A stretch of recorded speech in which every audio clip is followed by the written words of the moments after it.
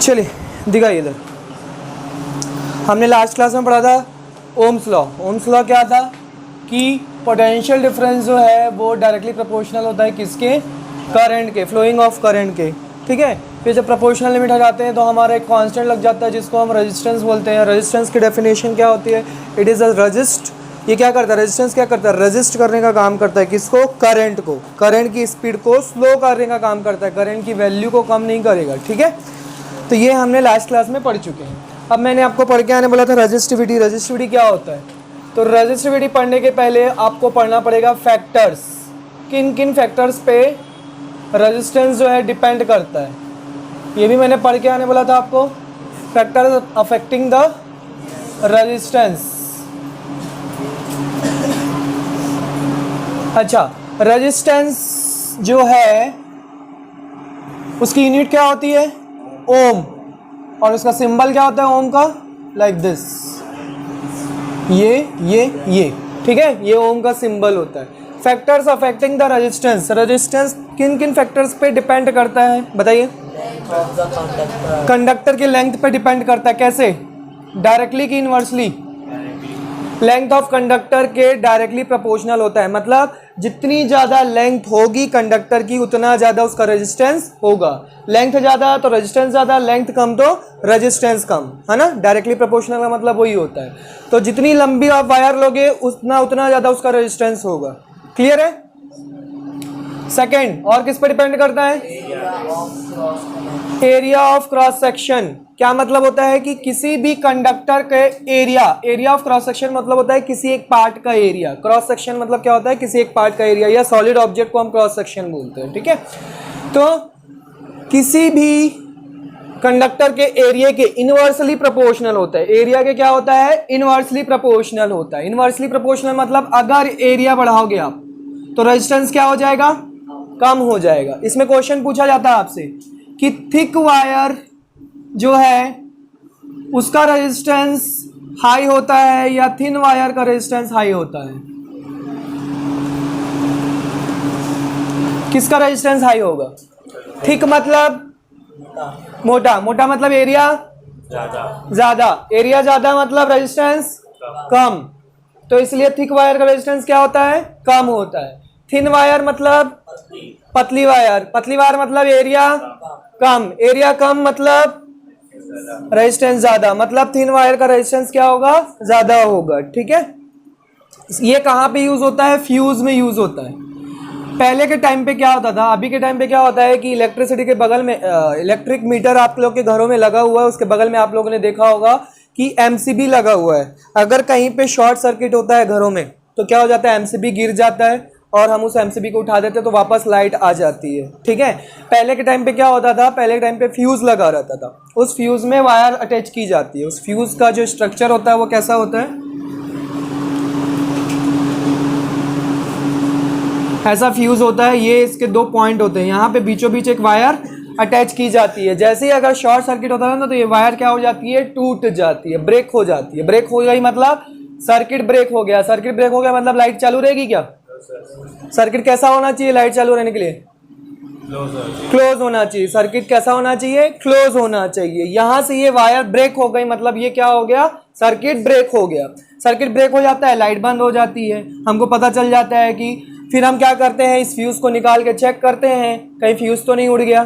तो फ्यूज उड़ गया मतलब सर्किट ब्रेक हो गया, वहां से वायर ब्रेक हो गई है, तो निकाल के देखते हैं वायर टूट गई है मतलब घर में ही फॉल्ट है, वहां से फॉल्ट नहीं है। ठीक है, तो पहले ये फ्यूज हुआ करता था, ठीक है, यूज हुआ करता था। अभी क्या होता है, एमसीबी आ गया है। ठीक है, एमसीबी क्या करता है, सीधा नीचे गिर जाता है, हम उसको उठा देते हैं, वहाँ पे हमको वायर वगैरह चेंज नहीं करनी पड़ती है।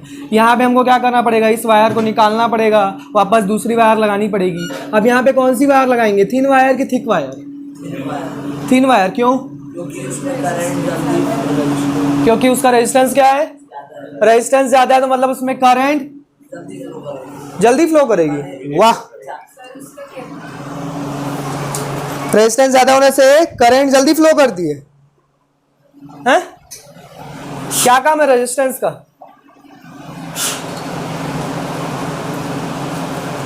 स्पीड कम करना, स्पीड कम करना, रेजिस्टेंस जहाँ पे ज़्यादा होगा वहाँ पे क्या होगा, करंट क्या हो जाएगी, वहाँ पे बहुत ज़्यादा स्लोली चलेगी। अब बहुत ज़्यादा स्लोली चलेगी मतलब वहाँ पे बहुत ज़्यादा वो हो जाएगा, रेजिस्टेंस हो गया मतलब बहुत ज़्यादा स्लोली चलेगी मतलब हीटिंग इफेक्ट बहुत ज़्यादा आ जाएगा। ठीक है, हीटिंग इफेक्ट बहुत ज़्यादा आ जाएगा। तो हीटिंग इफेक्ट जब बहुत ज़्यादा आ जाएगा तो वायर क्या हो जाएगी, जल के ब्रेक हो जाएगी। तो थिन वायर यूज़ करेंगे कि थिक वायर? अभी फिर से पूछ रहा हूँ, क्यों?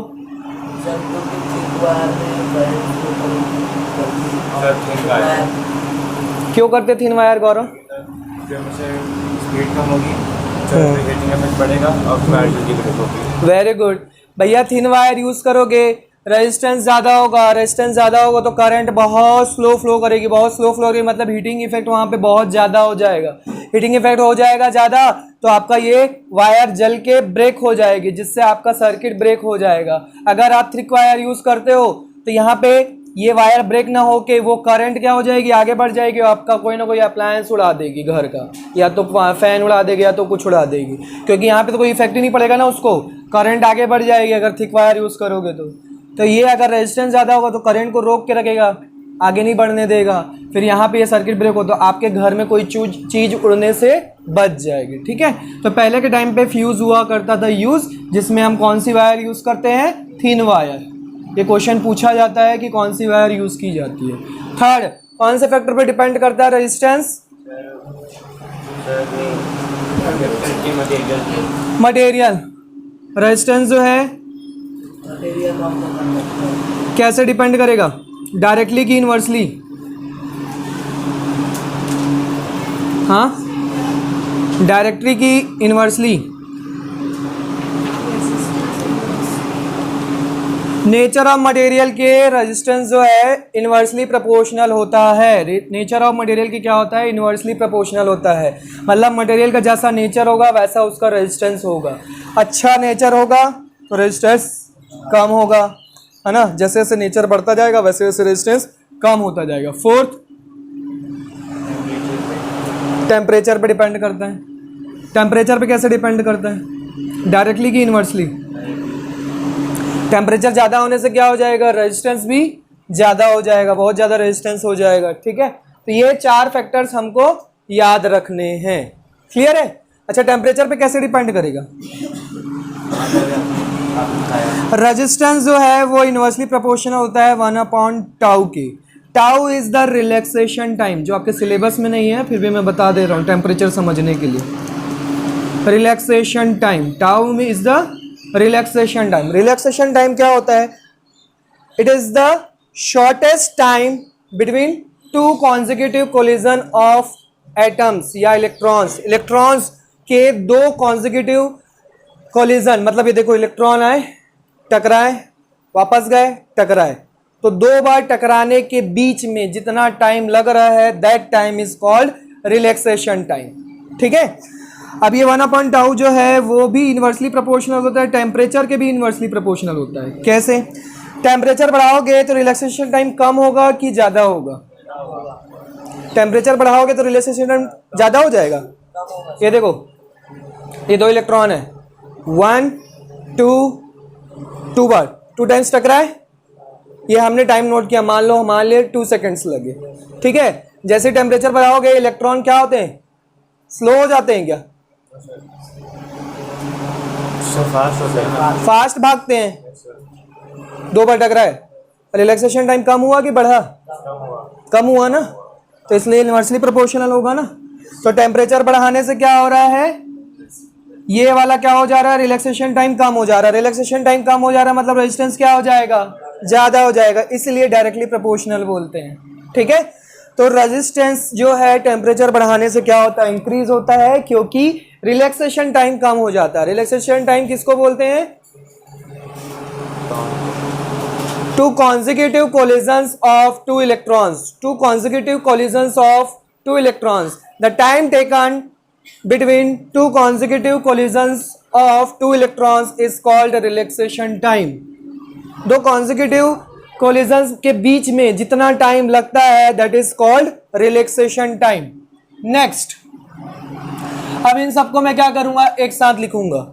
R is proportional to L by A, R is proportional to L by A। देखो L के डायरेक्टली प्रोपोर्शनल था, A के इनवर्सली प्रोपोर्शनल था, तो L by A एक्स्ट्रा एक साथ लिख दिया। अब यहां से मैं हटाता हूं प्रोपोर्शनल लिमिट, तो ये क्या लगता है, हमेशा कांस्टेंट लगता है। This is not a P, this is, ऐसा बनाया जाता है इसको, this is called rho, this is called rho, RHO, which is called resistivity. तो ये हमारा जो है कांस्टेंट है rho L by A, where rho is the resistivity, rho is the resistivity. ठीक है, तो रेजिस्टिविटी जो है वो एक कांस्टेंट वैल्यू होती है हर एक मटेरियल की। हर एक मटेरियल की क्या होती है, कांस्टेंट वैल्यू होती है, प्रॉपर्टी होती है, जो कि बताता है कि कोई भी मटेरियल जो है कितना रेजिस्टेंस प्रोवाइड करेगा। रेजिस्टिविटी मतलब समझ में आया, resistivity is the constant property of any material. किसी भी मटेरियल की एक कांस्टेंट प्रॉपर्टी होती है। ठीक है, जैसे कॉपर की अपनी एक रेजिस्टिविटी होगी, आयरन की अपनी एक रेजिस्टिविटी होगी। कहने का मतलब क्या है, वो नेचर पे डिपेंड करेगा, अलग अलग नेचर लोगे अलग अलग रेजिस्टिविटी होगी।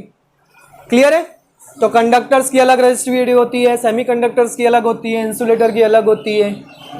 ठीक है, तो ये रेजिस्टिविटी है। तो बेसिकली आपको रेजिस्टेंस का जब भी फॉर्मूला पूछे तो क्या बताओगे, रो L by A, ये रेजिस्टेंस का क्या हो गया, फॉर्मूला हो गया। ठीक है, अब यूनिट हमको फाइंड आउट करना है, तो यूनिट कैसे फाइंड आउट करेंगे, रेजिस्टिविटी की यूनिट होती है ओम मीटर। रेजिस्टिविटी क्या यूनिट होती है, एक मिनट, हाँ ओम मीटर। रेजिस्टिविटी की क्या यूनिट होती है, ओम मीटर। अब रेजिस्टिविटी की ओम मीटर यूनिट पुट करो, लेंथ की यूनिट मीटर और एरिया की यूनिट मीटर स्क्वायर। ये पूरा कैंसल आउट हो गया, बच गया क्या, ओम। इसको क्या पढ़ते हैं हम, ओम। थोड़ी देर पहले बताया था रेजिस्टेंस की यूनिट क्या होती है, ओम। मिल गया ओम। तो रेजिस्टेंस का फॉर्मूला याद रखना है rho L by A। Resistance का फॉर्मूला क्या होता है, रो L by A। बहुत अच्छे से याद रखना है क्योंकि हमको न्यूमेरिकल इसके आते हैं और बनना चाहिए।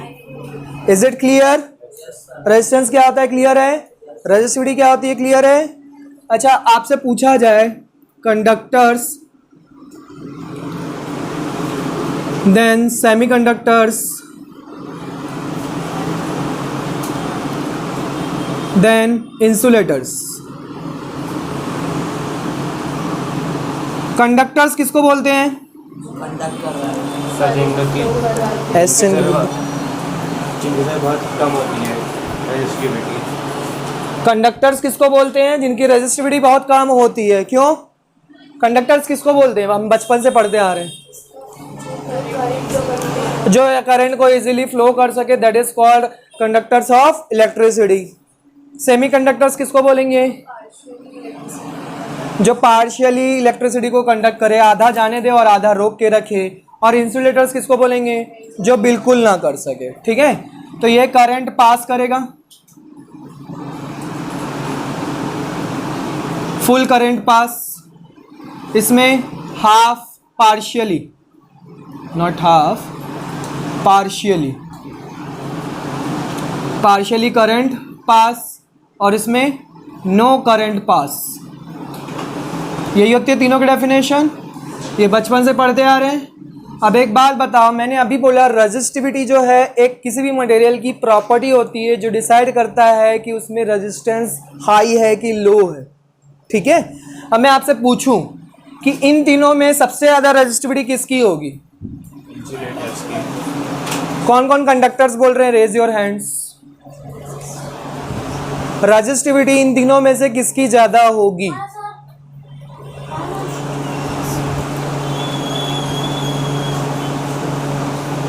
कोई आंसर नहीं है। सबसे कम किसकी होगी, कंडक्टर्स की।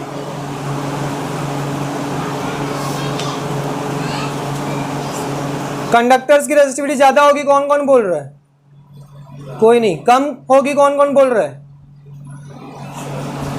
Raise your hand. और आप नन ऑफ दिस, किसकी कम होगी रेजिस्टिविटी, कंडक्टर्स की कम होगी बोला ना आपने, क्यों, कैसे पता? बिल्कुल करेक्ट है, अभी मैंने बताया। रेजिस्टिविटी क्या बताता है हमको? किसी भी मटेरियल का ये बताता है कि उसमें से कितना, उसका कितना रेजिस्टेंस है, कितना ज्यादा रेजिस्टेंस है, कितना कम रेजिस्टेंस है। कौन बताता है? रेजिस्टिविटी बताता है। ठीक है, वो मटेरियल पे डिपेंड करता है, अलग अलग मटेरियल का अलग अलग रेजिस्टिविटी होती है। तो कंडक्टर्स बोल रहा है कि भैया पूरा करंट क्या कर देता है? पास कर देता है, तो उसकी रेजिस्टिविटी क्या होगी? कम होगी। फिर सेमीकंडक्टर की पार्शियली होगी, मीडियम। कैसी होगी? मीडियम। और उसके बाद इंसुलेटर की रेजिस्टिविटी क्या होगी? एकदम हाई होगी, है ना। तो अगर आपको ऑर्डर लिखने के लिए बोला जाए, बहुत सारे आपको क्वेश्चंस मिलेंगे आपकी बुक में, और ये आते भी है क्वेश्चंस 1 मार्क के। Resistivity of insulators is greater than resistivity of semiconductors is greater than resistivity of conductors. ठीक है, तो ये आपको ऑर्डर याद रखना है। समझ में आया रेजिस्टिविटी का खेल क्या है? रेजिस्टिविटी जो है सिर्फ और सिर्फ आपको क्या बताता है? रेजिस्टेंस बताता है कि किसी मटेरियल में वो कितना रेजिस्ट कर सकता है करंट को। बहुत अच्छा चैप्टर है, ध्यान से पढ़ोगे समझोगे तो बहुत अच्छा चैप्टर है, और बहुत डिटेल में पढ़ोगे तो ज़्यादा मजा आएगा। सिर्फ ऊपर ऊपर से फॉर्मूला लर्न कर लिए, क्वेश्चन बना लिए, कोई मतलब नहीं फिर चैप्टर पढ़ने का। नोट करिए ये सारी बातें, हो गया? चलिए, तो हमको याद रखना है रेजिस्टिविटी जो है इंसुलेटर्स की सबसे ज़्यादा होती है, देन सेमीकंडक्टर की होती है, देन कंडक्टर्स की होती है। इसमें आपको क्वेश्चंस मिल जाएंगे बुक में बहुत सारे। अब इसमें क्वेश्चन पूछा जाता है आपसे, 2 मिनट पकड़ो। इसमें क्वेश्चन पूछा जाता है आपसे कि रेजिस्टिविटी जो है किन किन फैक्टर्स पे डिपेंड करेगा। क्या रेजिस्टिविटी नेचर पे डिपेंड करता है? जैसा नेचर होगा वैसी उसकी रेजिस्टिविटी होगी। क्या रेजिस्टिविटी टेम्परेचर पे डिपेंड करेगा? बिल्कुल डिपेंड करेगा। क्या रेजिस्टिविटी लेंथ पे डिपेंड करेगा? नो, लेंथ पे बिल्कुल डिपेंड नहीं करता है रेजिस्टिविटी, वो रेजिस्टेंस डिपेंड करता है। कौन डिपेंड करता है? रेजिस्टेंस। रेजिस्टिविटी जो है वो लेंथ और एरिया पे डिपेंड नहीं करता है, याद रखना है ये। रेजिस्टिविटी जो है वो सिर्फ और सिर्फ nature of material and temperature पे डिपेंड करता है। Is it clear? Note this point. Resistivity जो है सिर्फ और सिर्फ nature of material and temperature पे डिपेंड करेगा, एल और ए पे डिपेंड नहीं करता है। लेंथ और एरिया पे डिपेंड नहीं करता है। Note this point.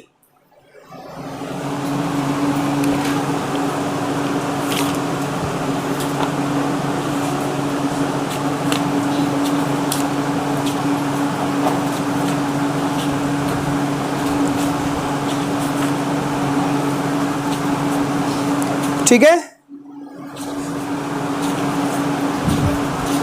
तो ये तो आपने पढ़ा कि रेजिस्टेंस का फॉर्मूला होता है रो एल बाय ए। अगर आपसे रेजिस्टिविटी का फॉर्मूला पूछे तो क्या होगा? ए को इधर ट्रांसपोज कर दो, आर इंटू ए हो जाएगा, एल को ट्रांसपोज करो तो डिवाइड हो जाएगा। ये रेजिस्टिविटी का फॉर्मूला हो गया, R A by L. Unit बनाओ। रेजिस्टेंस की यूनिट क्या होती है? ओम। एरिया की यूनिट क्या होती है? Metre square. लेंथ की यूनिट क्या होती है? मीटर। मीटर और मीटर एक कैंसल आउट हो जाएगा, बचेगा क्या? Ohm metre. क्या बचेगा? Ohm metre. तो ohm metre is the unit of resistivity. Clear है? रब कर दूं?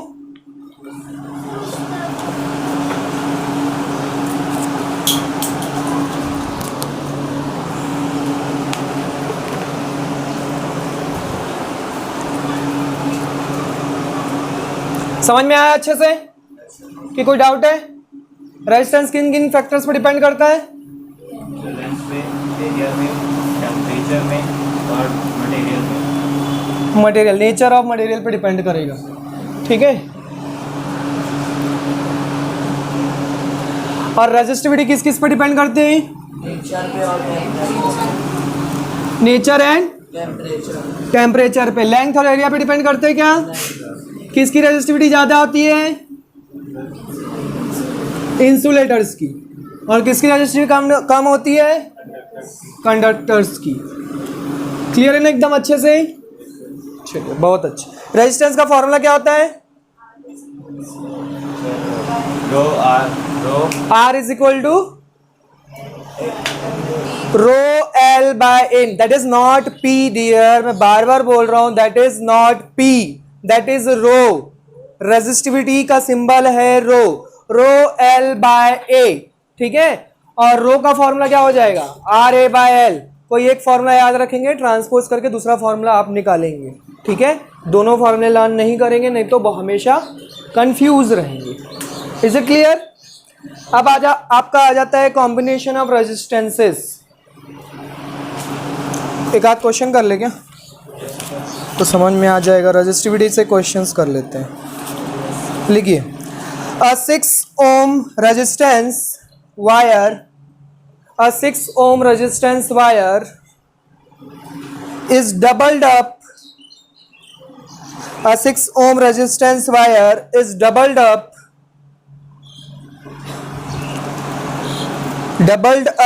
by folding. Calculate the new resistance of the wire. Calculate the new resistance of the wire. The new resistance of the wire. ठीक है, हो गया?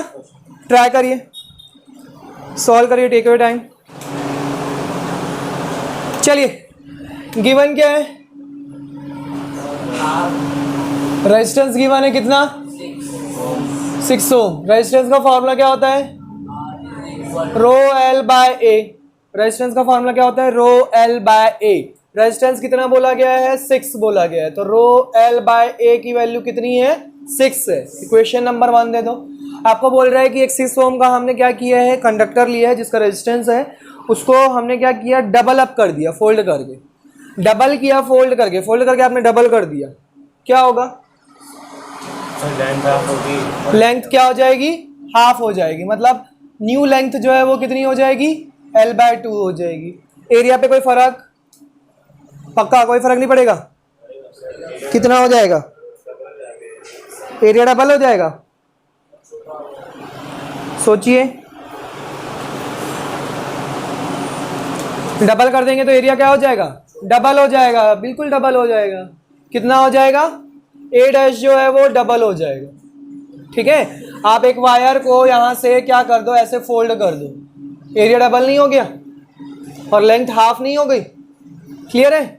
तो ये अब न्यू रेजिस्टेंस पूछा है कि कितना होगा, तो न्यू रेजिस्टेंस का formula rho L dash by A dash. Rho तो रो ही रहेगा, न्यू हो चाहे पुराना हो, है ना।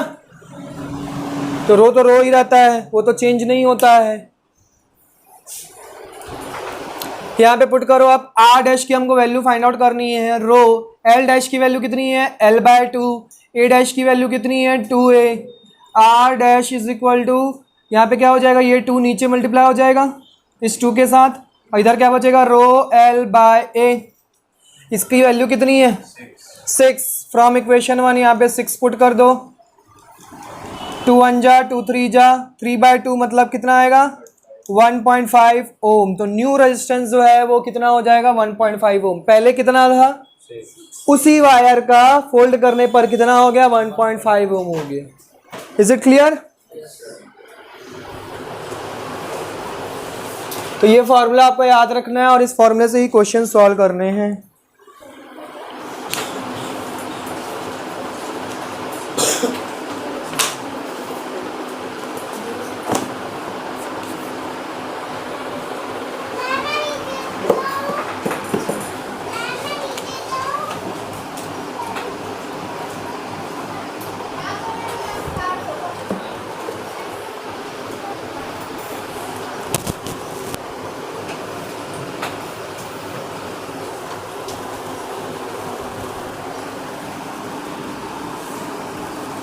इजी था न्यूमेरिकल?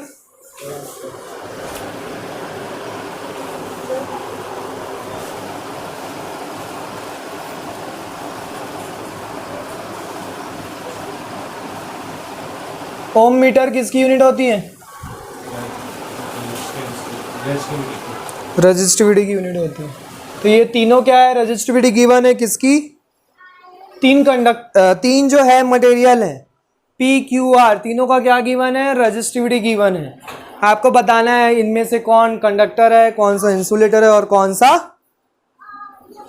सबसे पहले आपसे पूछा है कि इलेक्ट्रिक वायर के लिए मैं कौन सा मटेरियल चूज करूंगा, पी क्यू आर में से कौन सा चूज करूंगा?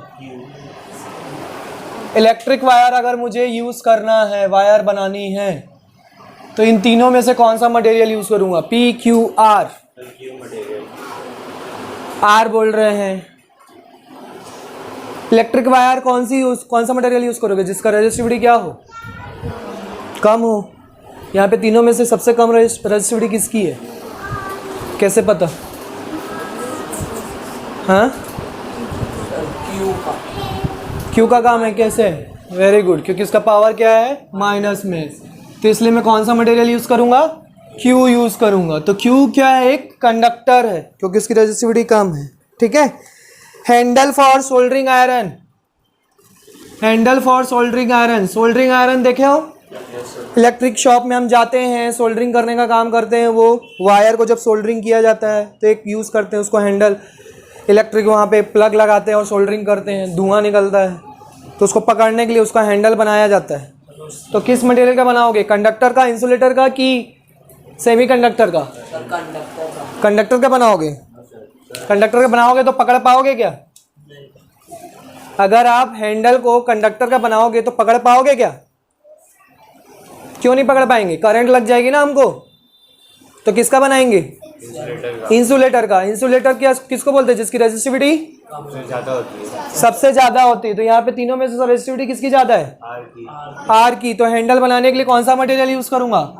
आर। क्लियर हो रहा है आंसर? नेक्स्ट है आपका सोलर सेल्स। सोलर सेल्स बनाने के लिए हम कौन सा मटेरियल यूज करेंगे? पी क्यू आर, तीनों में से। इंसुलेटर, कंडक्टर या सेमी कंडक्टर? बी बचा है इसलिए पी। सोलर सेल्स बनाने के लिए सेमी कंडक्टर यूज किया जाता है। और सेमी कंडक्टर मतलब रेजिस्टिविटी क्या? मीडियम होनी चाहिए। तीनों में से मीडियम रेजिस्टिविटी किसकी है? पी की। बचा है इसलिए पी। ऐसा मत लगाओ यार, लॉजिक लगाओ। समझ में आया? सोलर सेल बनाने के लिए हम सेमी कंडक्टर यूज करते हैं। Write down the answer. तो कॉम्बिनेशन ऑफ रेजिस्टेंसेस, कितने टाइप के कॉम्बिनेशन पढ़ने हैं हमको? कॉम्बिनेशन मतलब क्या होता है?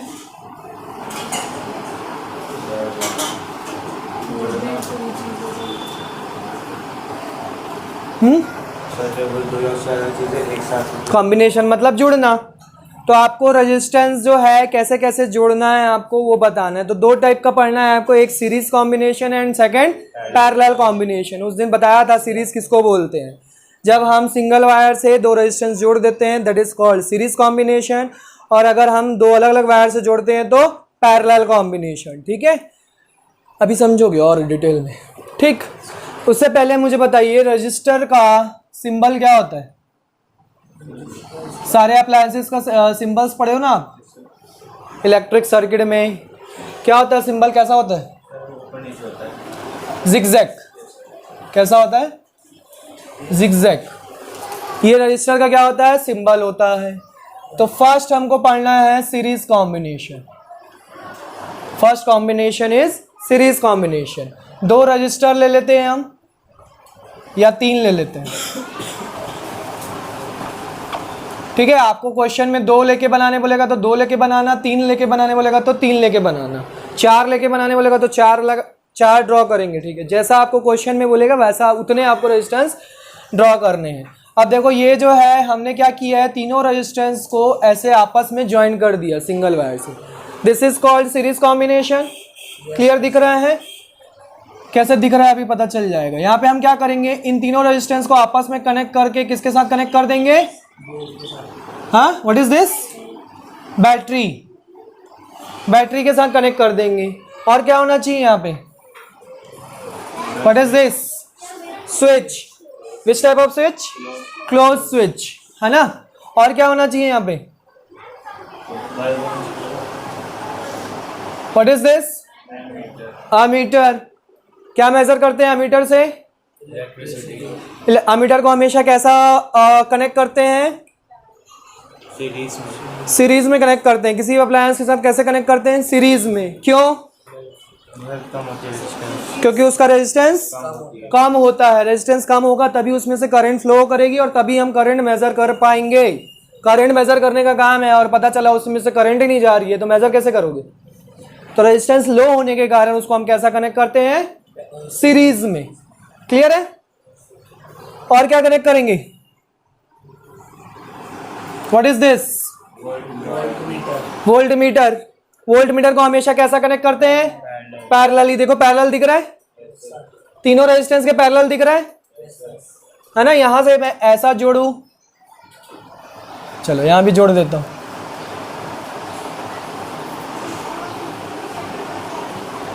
यहां से हटा देता हूं।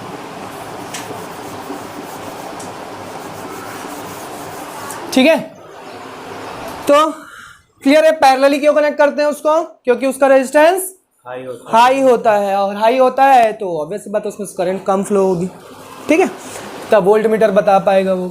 तो इस वोल्ट मीटर में अभी कितना वोल्ट बताएगा? इस वोल्ट मीटर में अगर हमको वोल्टेज बताएगा तो कितना वोल्टेज बताएगा? किसके बराबर बताएगा? जितना इस बैटरी का वोल्टेज होगा। इस वोल्ट मीटर में उतना ही वोल्टेज दिखाएगा जितना इस बैटरी का वोल्टेज होगा। क्लियर है? इसका अगर V वोल्ट है तो उसमें भी कितना शो करेगा? V volt. ठीक है, तो ओवरऑल जो है इसमें उतना ही शो करेगा जितना इस बैटरी में कितना होगा? वोल्टेज शो करेगा, मतलब जितना उसका वोल्टेज होगा। अब कॉम्बिनेशन का हम फॉर्मूला निकालेंगे। अब ये तो हमने कंबाइन कर दिया, कंबाइन तो कर दिया, पर हमको ओवरऑल चाहिए कि रेजिस्टेंस कितना है, पूरे सिस्टम का रेजिस्टेंस कितना है। ठीक है, रेजिस्टेंस ऑफ सिस्टम या सर्किट, सिस्टम नहीं, केमिस्ट्री थोड़ी ना पढ़ रहे हैं, फिजिक्स पढ़ रहे हैं। सर्किट, पूरे सर्किट का रेजिस्टेंस कितना है वो फाइंड आउट करना है। तो उसको हम क्या बोलेंगे? R equivalent. क्या बोलेंगे? आर इक्विवेलेंट, जिसको आप शॉर्ट में आर ई क्यू भी लिख सकते हो या फिर कहीं कहीं बुक्स में आर डैश लिखा रहेगा। ठीक है, तो समझ जाना दैट इज आर इक्विवेलेंट, जो पूरे सर्किट का रेजिस्टेंस बताएगा। अभी तो ये इंडिविजुअल रेजिस्टेंस है ना, R1 R2 R3, पूरे सर्किट का तो नहीं है। पूरे सर्किट का अगर रेजिस्टेंस बताएगा तो उसको हम क्या बोलेंगे? आर इक्विवेलेंट बोलेंगे या रिजल्टेंट रेजिस्टेंस भी बोलते हैं। It is also called resultant. Resultant सब चीज़ लिख लो क्योंकि अलग अलग बुक में अलग अलग दिया रहता है। आप लोग सब लोग अलग अलग बुक से पढ़ते हो, किसमें क्या दिया है क्या पता। तो आर इक्विवेलेंट, आर डैश या are resultant, resultant resistance. Is it clear? चलिए अब इस आर इक्विवेलेंट का मुझे क्या करना है? फॉर्मूला फाइंड आउट करना है। एज वी नो, कैसे डिराइव करेंगे वो देखो। As we know ohm's law, क्या होता है ohm's law? V is equal to I R. V is equal to I R. ये जो V वोल्टेज है ये किसका वोल्टेज है? बैटरी का। बैटरी का जो वोल्टेज है ये पूरे सर्किट का उतना ही वोल्टेज है। ठीक है, तो V is equal to I R. अब एक बात बताओ, करंट कहां से कहां फ्लो होती है? पॉजिटिव से नेगेटिव की तरफ। यहां से फ्लो करना स्टार्ट करेगी। यहां से मान लो I करंट फ्लो हुई, यहाँ पे आई आई, यहाँ पे कितनी करंट आएगी? आई। मैंने बोला था रेजिस्टेंस का काम क्या है? करंट की स्पीड को कम करना, करंट की वैल्यू कम नहीं करता है। तो इसलिए इसमें जो करंट फ्लो होगा सेम इसमें भी करंट फ्लो होगा, सेम इसमें भी करंट फ्लो होगा, सेम यहाँ पे भी करंट फ्लो होगा, सेम यहाँ पे भी करंट। तभी तो सीरीज कॉम्बिनेशन है। सीरीज कॉम्बिनेशन में हमेशा लिख लो नोट पॉइंट, सीरीज कॉम्बिनेशन में क्या होता है? करंट जो है वो क्या होती है? कांस्टेंट होती है। करंट क्या होती है? कांस्टेंट होती है। सीरीज कॉम्बिनेशन में करंट जो है वो क्या होती है? कांस्टेंट होती है, मतलब करंट चेंज नहीं होती है। तो सीरीज और पैरेलल कॉम्बिनेशन समझने का बेस्ट तरीका है करंट। करंट जहां पे चेंज हुई मतलब समझ जाना वो पैरेलल कॉम्बिनेशन, और चेंज नहीं हुई तो सीरीज कॉम्बिनेशन। क्लियर है? चलिए, तो V is equal to I R, हमको ये फॉर्मूला दिया हुआ है। अगर मैं इस पे लगाऊं, अच्छा एक बात बताओ, इसका वोल्टेज कितना होगा R1 का, कैसे फाइंड आउट करूंगा? इस R1 का वोल्टेज कैसे फाइंड आउट करूंगा? इसमें मुझे अलग से वोल्ट मीटर लगाना पड़ेगा, तभी तो इस R1 का निकालूंगा। ये जो वोल्ट मीटर लगाया हूं ये तो मैं पूरा सर्किट के लिए लगाया हूं, इसके लिए मुझे अलग से, और वोल्ट मीटर हमेशा कैसे कनेक्ट करते हैं? पैरेलली, तो इसलिए अलग से लगाना पड़ेगा मेरे को। तो ये क्या हो गया, R1 का वोल्ट मीटर में कितना हो गया V1, R2 का वोल्ट मीटर कितना हो गया V2, R3 का वोल्ट मीटर कितना हो गया V3। मतलब सीरीज में करंट कांस्टेंट होता है बट वोल्टेज जो है वो कैसा होता है? वेरिएबल होता है। वोल्टेज कैसा होता है? वेरिएबल। वेरिएबल मतलब चेंज होता है, ठीक है, डिफर करता है। अब लगा लो फॉर R1 के लिए V1 is equal to I R1, यही होगा फॉर्मूला, क्योंकि करंट तो यही है I। R1 में देखो करंट क्या फ्लो हो रही है I, वोल्टेज कितना है उसका V1 है ना, और R1 रेजिस्टेंस कितना है R1। For R2 V2 is equal to I R2। For R3 V3 is equal to I R3। यहां तक क्लियर है अच्छे से? पक्का? चलिए, तो हमको पता है कि ये जो वोल्टेज है V, ये वोल्टेज के किसका है? पूरे सर्किट का। और इस सर्किट में कितने वोल्टेज मिले हमको? 1 2 3। क्या इन तीनों को ऐड करने पर इसके इक्वल मिलेगा? यस, मिलेगा। किसी भी सर्किट में एक बात बताओ, देखो एक फैमिली में 3 लोग हैं, चलो तुम लोग 3 फ्रेंड हो मान लो, तीनों फ्रेंड के पास 200 रुपए हैं। आपसे पूछा जाएगा टोटल तुम्हारे जो ग्रुप है उसमें टोटल रुपीस कितना है, तो आप क्या करोगे? ऐड करके बताओगे ना। तो ऐसी तो यहाँ पे भी है, अलग अलग वोल्टेज V1 V2 V3 है, पर अगर आपसे ओवरऑल वोल्टेज पूछा जाए तो क्या करोगे? तीनों को ऐड करोगे, तभी तो ओवरऑल वोल्टेज मिलेगा। तो ओवरऑल वोल्टेज तो हमको पता है कितना है V जो है वो किसके इक्वल मिलेगा? V1 plus V2 plus V3। Clear है? अब सबकी वैल्यू पुट कर दो। V इज इक्वल टू क्या है? यहाँ पे आई आर डैश कर दो, आई आर डैश, ठीक है। V1 की वैल्यू IR1, V2 की वैल्यू IR2, V3 की वैल्यू IR3, यही मिल रहा है? पुट कर दिया हमने। सब में देखो I कॉमन ले लो, तो I देखो कट गया सब में से। क्या मिल गया? R dash is equal to R1 plus R2 plus R3। तो 3 रेजिस्टेंस था, तो तीनों का सीरीज कॉम्बिनेशन का फॉर्मूला क्या मिला? R1 plus R2 plus R3। 2 resistance होते तो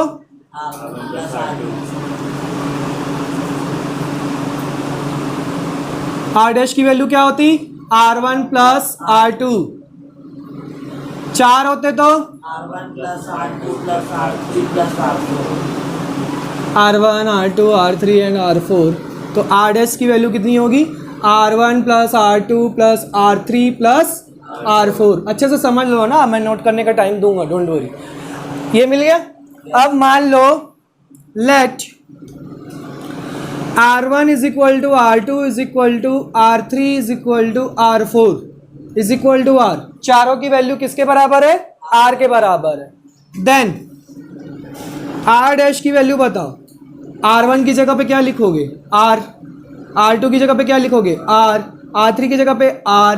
R4 की जगह पे R, क्योंकि चारों की वैल्यू R है। कितना R आया? 4R। समझ में आया? ऐसे ही मान लो 100 रेजिस्टेंस होते, 100 resistors of same resistances, same resistance R, तो क्या होता? R डैश का फॉर्मूला 100R होता है ना। 100 रजिस्टर्स अगर सेम रेजिस्टेंस के होते तो उसका अगर इक्विवेलेंट निकालने बोलता तो क्या करते? R1 plus R2 plus R3 up to R100 तक, सबकी वैल्यू R दिया हुआ है, सबको ऐड कर दोगे कितना आ जाएगा? 100R। तो ओवरऑल एक फॉर्मूला यहाँ पे जनरेट होता है, overall for n resistors of same resistance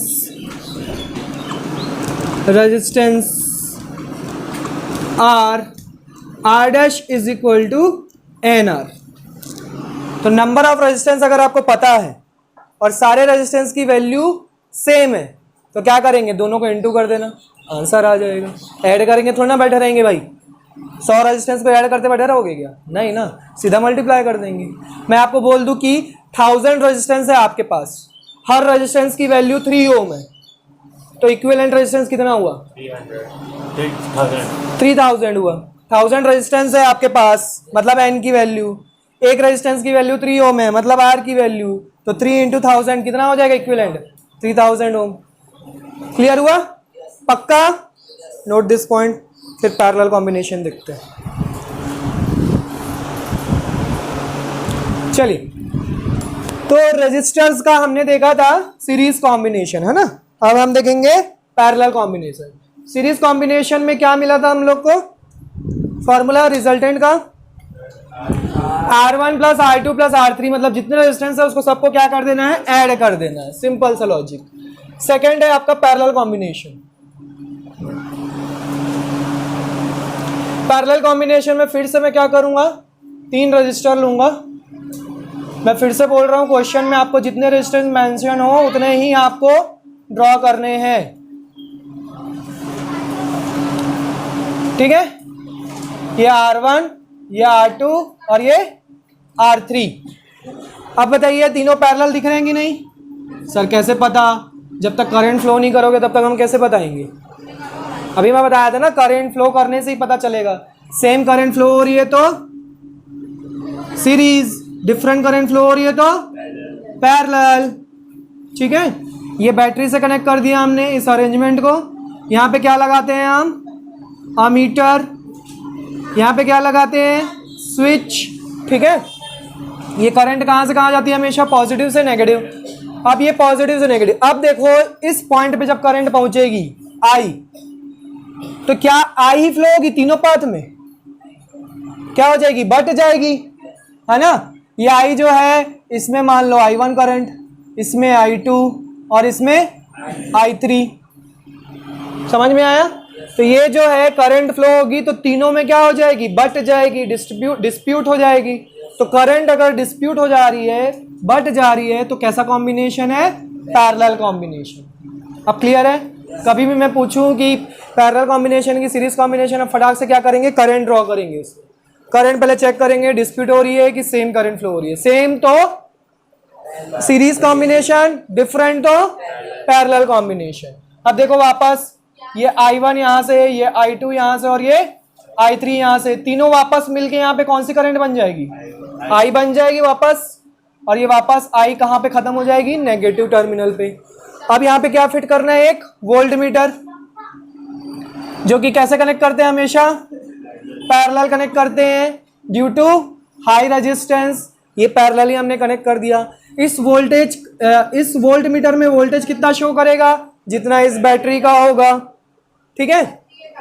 अब एक बात बताओ, क्या मैं यहाँ पे अलग से वोल्ट मीटर लगाऊंगा R1 के लिए कि इसी में मेजर हो जाएगा, R2 के लिए इसी में मेजर हो जाएगा, R3 के लिए इसी में मेजर हो जाएगा, क्योंकि अब पैरेलली कनेक्टेड है ना, R1 R2 R3, और उसको भी पैरेलल कनेक्ट किए हैं, तो ऑब्वियस सी बात है हमको क्या हो जाएगा।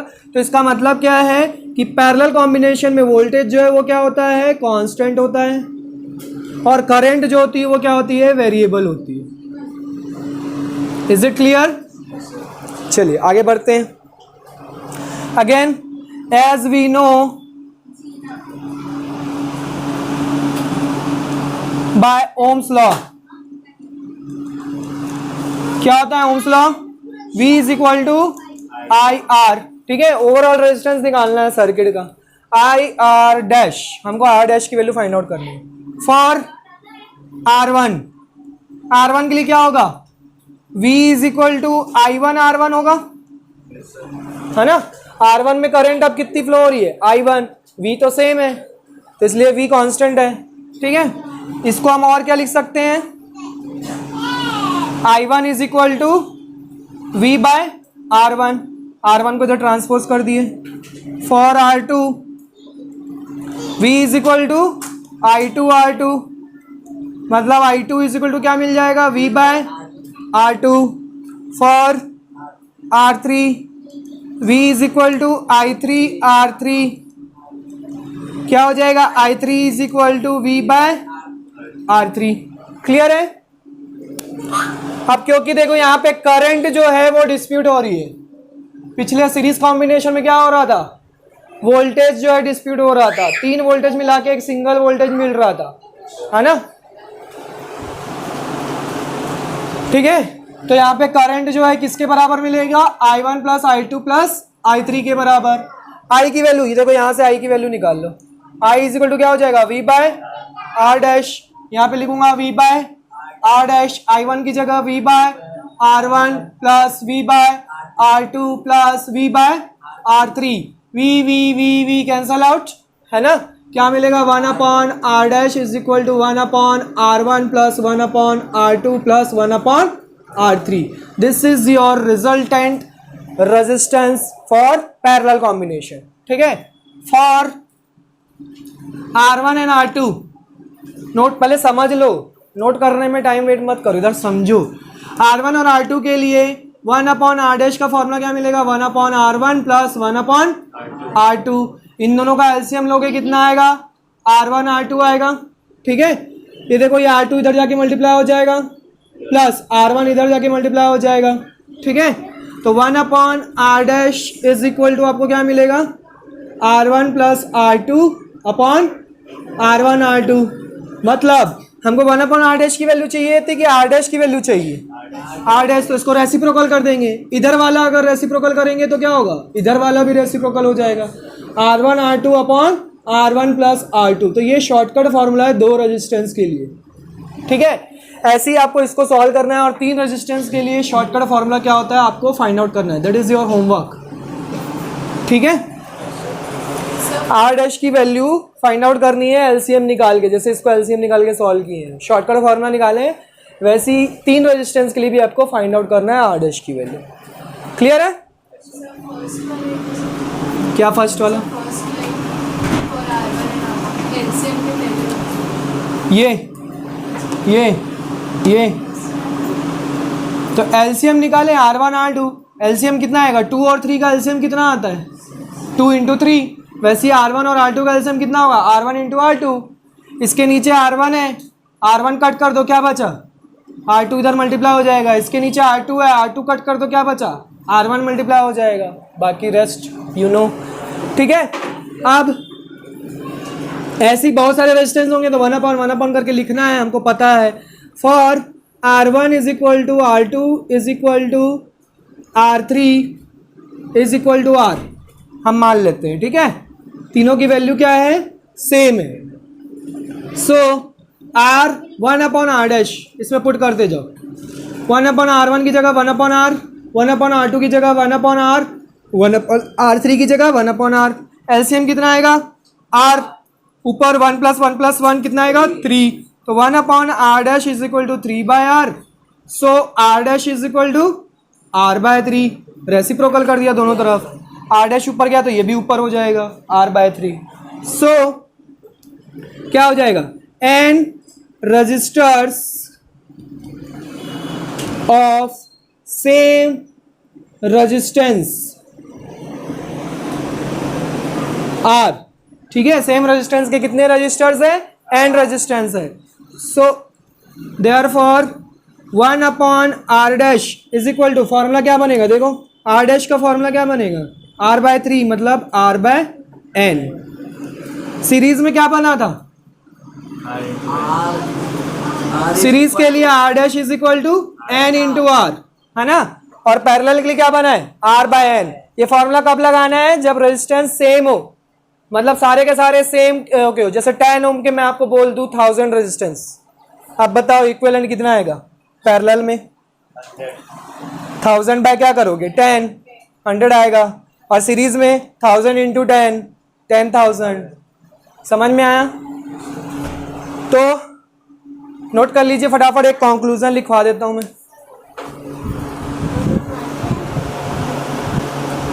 Look at here all of you, कि यहाँ पे हमको क्या है, ओवरऑल कंक्लूजन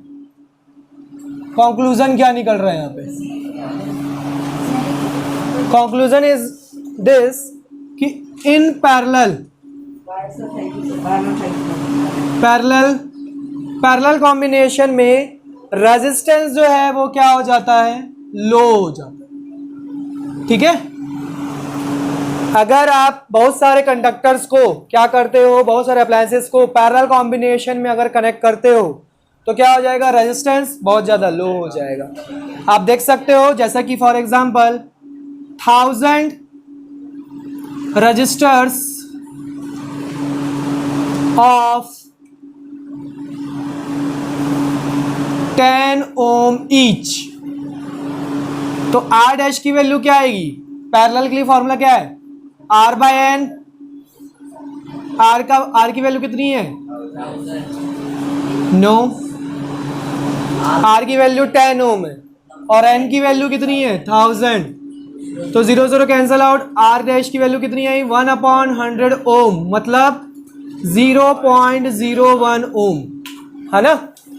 पहले 10 ओम का रेजिस्टेंस था और उसको जैसे ही आपने पैरेलल कनेक्ट कर दिया कितना हो गया, 0.01 ओम, कम हो गया कि नहीं।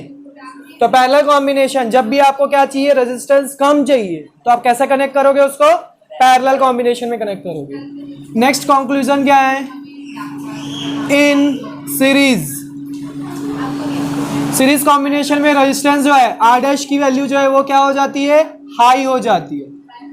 कैसे, फॉर एग्जाम्पल सेम एग्जाम्पल लूंगा, 1000 रजिस्टर्स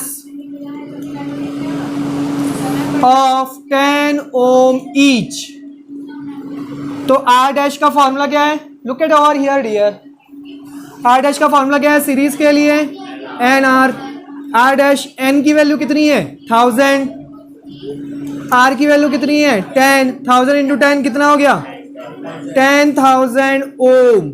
ओ 10 ओम का रेजिस्टेंस लिया था आपने, सबको सीरीज में कनेक्ट कर दिया, कितना हो गया, 10,000 ओम हो गया।